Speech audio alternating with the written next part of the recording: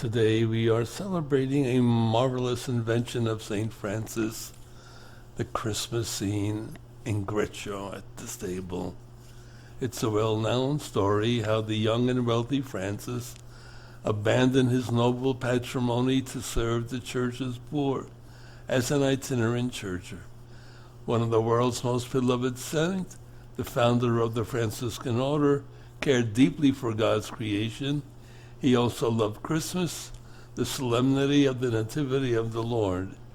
His meditations on the life of Christ led him to create the first ever nativity scene in Greccio, Italy in 1223.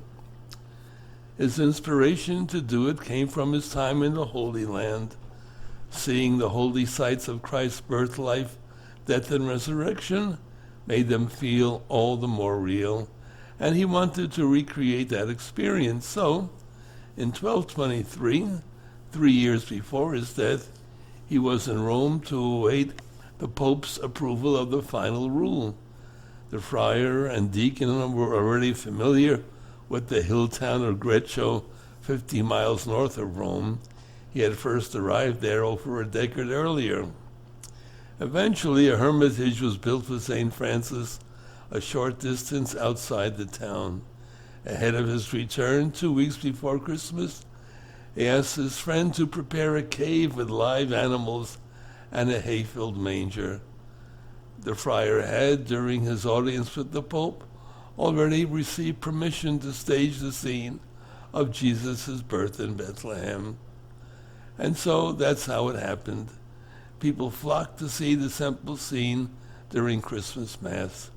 Francis, who was a deacon, proclaimed the gospel and preached the homily. An eyewitness says a miracle happened at Mass.